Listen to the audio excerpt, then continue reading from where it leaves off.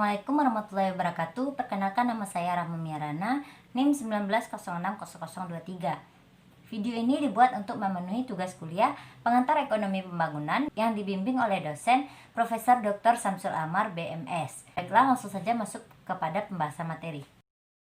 Upaya minimum kritis tertentu yang akan menaikkan pendapatan per kapita pada tingkat di mana pembangunan yang berkesinambungan dapat dipertahankan. Dalam rangka mencapai transisi dari keadaan keterbelakangan yang lebih maju di mana tidak dapat mengharapkan pertumbuhan jangka panjang yang mantap, yang diperlukan suatu kondisi meskipun tidak selalu memadai, bahwa pada batas atau jangka waktu tertentu. Perekonomian tersebut harus mendapatkan rangsangan pertumbuhan yang lebih besar di atas pasar minimum kritis tertentu. Menurut Leibenstein, setiap ekonomi tunduk pada goncangan dan rangsangan. Goncangan berdampak menurunkan pendapatan per kapita, sementara rangsangan cenderung meningkat.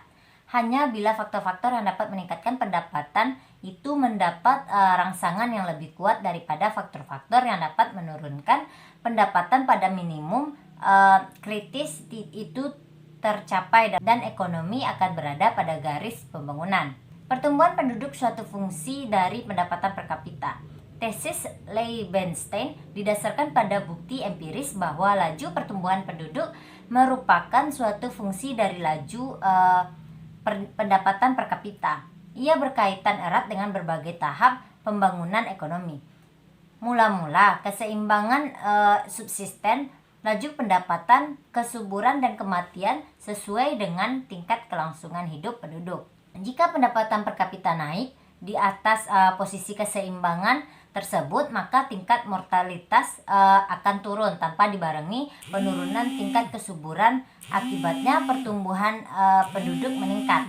Argumen Leibenstein didasarkan pada tesis kapitalis sosial yang menyatakan bahwa dengan kenaikan pendapatan per kapita, keinginan untuk mempunyai anak banyak guna menunjang pendapatan orang tua semakin berkurang. Faktor lain di samping pertumbuhan penduduk, ada juga faktor lain yang memerlukan pelaksanaan upaya minimum kritis.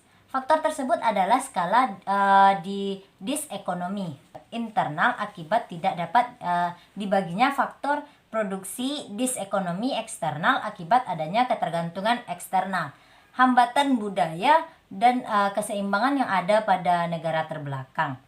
Untuk mengatasi penyebab depresi ini, pertama sekali diperlukannya upaya minimum yang cukup besar. Jadi upaya minimum kritis itu harus lebih besar di atas tingkat pendapatan subsisten agar pada pembangunan ekonomi yang berkesinambungan dapat bergerak. Agen pertumbuhan dasar. Dasar pemikiran tesis upaya minimum kritis tersebut terletak pada adanya kondisi ekonomi yang menguntungkan sehingga mendorong perkembangan lebih cepat daripada laju kekuatan penekanan pendapatan. Rangsangan tersebut ada dua macam.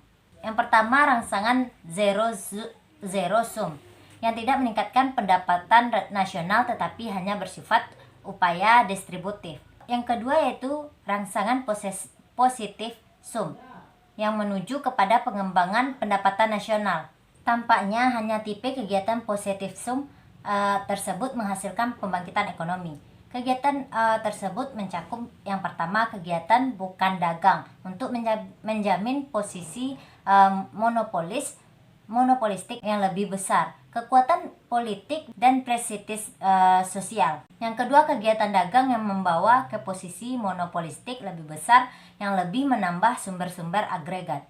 Yang ketiga, kegiatan spekulasi yang tidak dimanfaatkan tabungan tetapi memboroskan sumber kewirausahaan yang langka. Yang keempat, kegiatan yang memang memakai tabungan neto tetapi investasi yang dilakukannya mencakup bidang-bidang usaha yang sifatnya sedemikian rupa sehingga nilai sosialnya nihil atau jauh lebih rendah daripada nilai privatnya. Tetapi di dalam ekonomi terbelakang ada pengaruh tertentu yang bersifat anti perubahan yang cenderung menekan pendapatan per kapita. Pengaruh tersebut adalah yang pertama, tindak konservatif para buruh yang terorganisir maupun yang tidak terorganisir, yang ditunjukkan untuk menentang perubahan. Yang kedua, keinginan atau usaha zero sum yang ditunjukkan untuk mempertahankan hak-hak istimewa ekonomi yang ada melalui pembatasan peluang-peluang, dan lain-lain.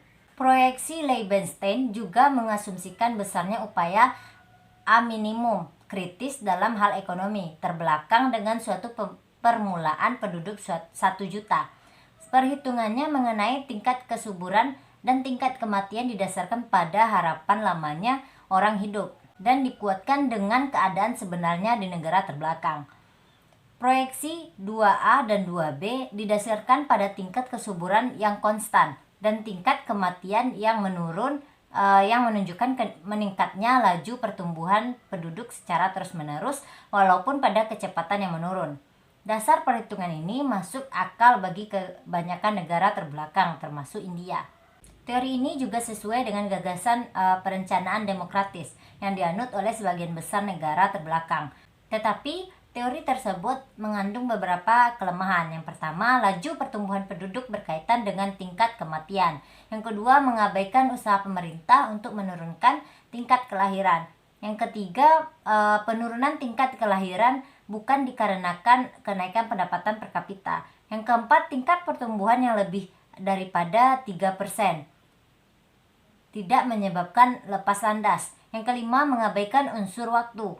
Yang keenam, hubungan konflik antara pendapatan per kapita dan laju pertumbuhan. Yang ketujuh, dapat diterapkan pada ekonomi tertutup.